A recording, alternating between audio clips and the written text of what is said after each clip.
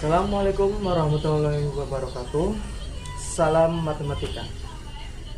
Dalam video kali ini saya akan menjelaskan tentang rasio. Sebelum kita menjelaskan tentang rasio, di sini ada beberapa pantun yang bunyinya wajah ayu karena berlian, pohon nangka di depan empang. Jika kamu hafal kalian, matematika sangatlah gampang. Nah, silakan saksikan video berikut. Nah, sekarang kita lanjut lagi untuk bab 3. Di sini materinya adalah rasio. Kapan dan mengapa menggunakan rasio untuk membandingkan? Kapan? Misalkan contoh kita ada segelas air di sini kan nih, ada gelas, ada es ya. Perbandingan itu, rasio itu adalah perbandingan. Nah, di sini sekarang kita bahas apa itu rasio. Coba apa rasio? Nah, di sini untuk rasio dilihat sebagai perbandingan dua atau lebih angka yang menunjukkan ukuran dan hubungan satu sama lain. Adapun dua kuantitas yang dibandingkan dengan dibagi itu menggunakan angka yang disebut angka CD yang dibagi dan konsekuen yang membagi. Nah, di situ yang dibagi dan konsekuen yang dibagi itu adalah rasio. Nah, kita lanjut. Perbandingan, kita akan bahas perbandingan senilai dan perbandingan berbalik nilai. Perbandingan hanya dapat dilakukan pada besaran yang sejenis dan satuan sama. Panjang dengan panjang, lebar dengan lebar, luas dengan luas. Bentuk perbandingan dinyatakan dalam bentuk sederhana. Penyederhanaan dapat dilakukan dengan membagi bilangan-bilangan tersebut dengan EPB. Nah, di sini EPB, kita kembali lagi ke EPB. Perbandingan dibagi menjadi dua jenis, yaitu perbandingan senilai dan perbandingan berbalik nilai. Nah, perbandingan senilai, jika suatu variabel ditambah karena dikali A, maka variabel yang lain juga bertambah dikali A. Sebaliknya, jika suatu variabel berkurang karena dibagi A, maka yang lain juga berkurang dengan dibagi A. Nah, ini adalah perbandingan senilai. Nah, di sini untuk perbandingan senilai kita diingat A, maka variabel yang nilai juga bernilai bertambah dikalikan dengan yang A. Sebaliknya, jika suatu variabel berkurang dibagi A, maka yang lain juga dengan dibagi berkurang dibagi dengan A. Nah, ini untuk perbandingan senilai.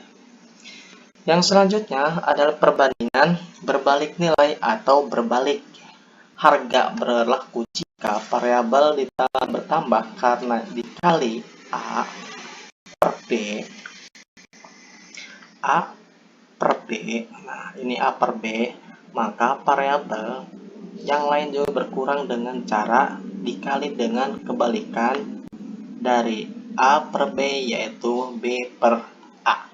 Nah, silahkan diingat ya, ini adalah perbandingan berbalik nilai. Nah, kita lanjutkan lagi untuk contoh soal perbandingan senilai dan perbandingan berbalik nilai. Di sini contoh soal yang pertama. Bobby memiliki tali sepanjang 100 cm. Nah, adapun Togar memiliki tali sepanjang 80 cm. Tentukan perbandingan kedua tali mereka. Nah, di sini kita bandingkan 100 cm dengan 10 cm. Nah, di sini untuk penyelesaiannya, diketahui panjang tali Bobby adalah 100 cm, panjang tali Togar adalah 80 cm. Kira-kira perbandingannya berapa? Kali berapa? Kalau kita menggunakan EPB, kali berapa menghasilkan 100 dan kali berapa menghasilkan 80. panjang tali bobi, panjang tali togar berbanding dengan panjang tali togar. Maka 100 berbanding 10. Maka perbandingannya adalah 5 berbanding 4. Maka 5 berbanding 4, coba kita ambil EPB-nya berapa? 5 dengan 4. Kita misalkan 5 dikali berapa menghasilkan 100, dan 4 dikali berapa menghasilkan 80. Ya, benar. Berarti EPB-nya adalah 20. Maka perbandingannya adalah 20. Nah, di sini untuk perbandingannya berarti 20. Kita EPB dari 100 dan 80 adalah 20. Nah, kita lanjut lagi untuk soal yang kedua. Ibu Farida berkata bahwa setiap murid yang dapat nilai 80, nah diingat di sini di atas 80, akan mendapat 3 buah permen. Nah, diingat, ketika semua nilai sudah dibagikan, Ibu Farida berhasil membagikan permen sebanyak 45 buah. Berapa banyak murid yang dapat dinilai di atas 80? Nah, di sini kita menggunakan apakah berbalik sini perbandingan senilai atau berbalik nilai. Nah, di sini penyelesaiannya, ketika Ibu Farida mengatakan setiap arti satu anak. Nah, di sini untuk penyelesaiannya ya, silakan diingat. Di atas 80 akan mendapatkan 3 permen. Lalu ternyata Ibu Farida berhasil membagikan sebanyak 45 buah. Jika dibuat model persamaan dan dimasukkan ke dalam rumus, maka diketahui untuk rumusnya itu adalah A1 itu sebagai murid, B1 itu 3 buah permen, yang A2, nah di sini yang A2 belum ada, dan B2 itu adalah 45 buah permen. Berarti yang A2 itu yang mendapat nilai di atas 80. Di atas 80. Setelah dimasukkan ke dalam rumus akan membentuk model seperti ini. Nah, perbandingannya A berbanding dengan A1 berbanding B1. Berarti A1 di sini murid berbanding dengan 3 buah permen, yaitu B1. Sekarang A2. A2 belum ada karena di sini adalah nilai di atas 80. B2 berarti di sini 45 buah permen. Nah, berarti A2 berbanding dengan B2, maka 1 berbanding 3 dan A2 berbanding dengan 45. Nah, kita lanjutkan lagi. Kira-kira bisa kita menggunakan perkalian silang. Nah, bisa di sini adalah 1 dikali dengan 45 dan 3 dikali dengan A2. Nah, A2 dikali 3 sama dengan 1 dikali dengan 4. Maka A2-nya 4 dibagi 3, berarti hasilnya adalah 15. 45 bagi 3 hasilnya adalah 15. Lalu penyelesaian sebagai berikut. A2 sama dengan 15. Jadi terdapat 15 murid yang mendapatkan nilai di atas 80.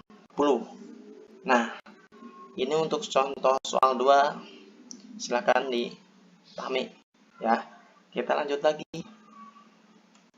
Untuk soal 3.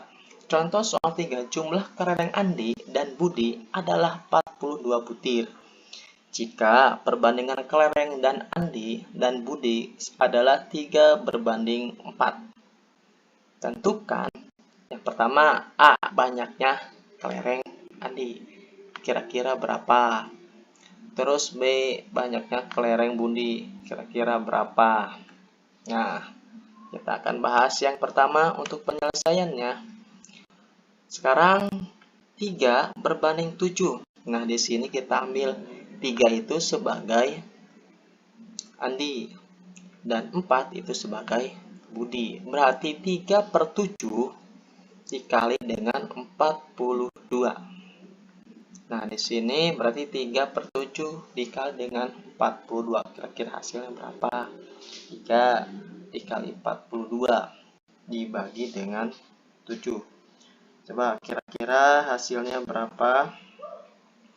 Ya, benar. Berarti hasilnya adalah 18 kelereng. Ya. Nah, sekarang coba kita banyaknya kelereng budi. Di sini ada 42 butir ya.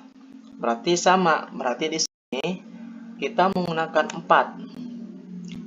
4/7 dikali dengan 42. Nah, kira-kira hasilnya itu berapa? 42 dikali dengan 4. Berarti 42. Di sini 42 dikali dengan 4. Hasilnya berapa?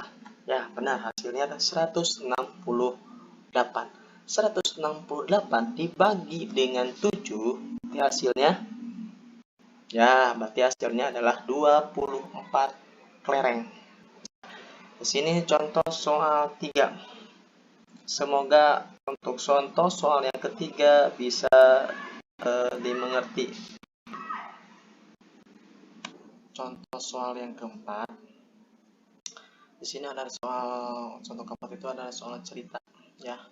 Di sini sebuah rumah dapat diselesaikan oleh 32 orang selama 21 hari. Nah, di sini kalau misalkan 32 orang itu bisa selesai dengan 21 hari. Jika rumah ingin diselesaikan selama dalam 12 hari, berapa banyak pekerja? Nah, di sini yang kita tanyakan berapa banyak pekerja yang dibutuhkan. Nah, si pekerja yang punya rumah ini pengennya itu 12 hari ya. Tetapi butuhnya berapa? Bukan butuhnya berapa nih si pekerjanya? Apa misalkan 20 misalkan 20 orang atau misalkan 30 orang atau 15 orang atau 14 orang atau berapa orang nih? Kalau misalkan 32 orang itu selama 21 hari. Nah, apakah si punya rumah pengennya 12 hari? Nah, kita bahas di sini.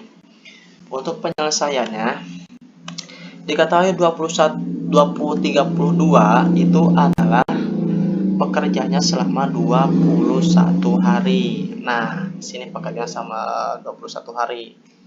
Nah, kita ambil di sini berapa banyak pekerja? Berarti di sini sebagai X ya. Kita supaya gampang kita menggunakan X. Berarti X itu adalah 12 hari.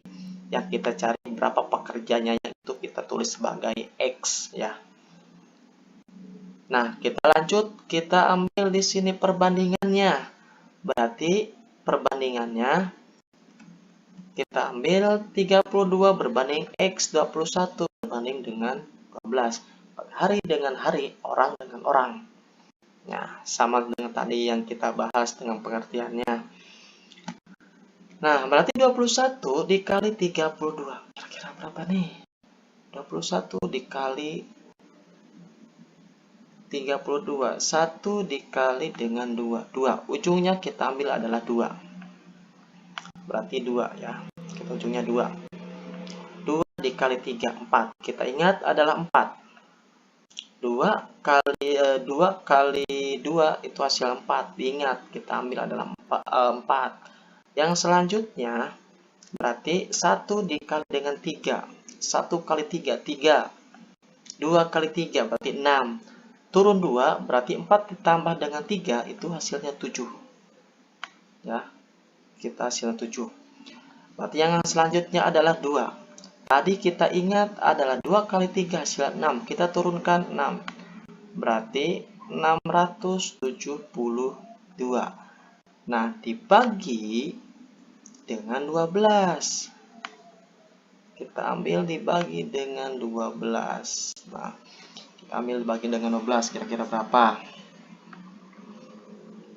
672 dibagi dengan 12 itu hasilnya adalah 56. Benar nggak 56? Coba kalau misalkan benar, misalkan 56. Kita misalkan 56. Kita misalkan tulis 56. Di sini coba dikalikan dengan 12. Benar nggak? Hasilnya itu adalah 672. 6 kali 2. 6 kali 2, 12. Wah, ujungnya kan 12. 1. 5 dikali dengan 2. 10 tambah 1, 11. Ya. Yang selanjutnya 6. Di sini 6 dikali dengan 1, berarti di sini 6. Berarti 5 dikali dengan 1, berarti 5. Nah, berarti 5. Tambah, berarti di sini kita ambil 2, 7 ya, dengan 6. Itu benar, itu hasilnya adalah 56 orang ya. Berarti 56 orang di sini, berarti yang kita butuhkan adalah 56 orang pekerja ya, selama diselesaikan 12 hari. Terima kasih. Di sini materi yang saya sampaikan semoga bermanfaat. Semoga bermanfaat dan bisa dimengerti untuk pembahasan hari ini. Cukup sekian, kurang lebihnya mohon maaf. Billahi taufiq wal hidayah. Wassalamualaikum warahmatullahi wabarakatuh.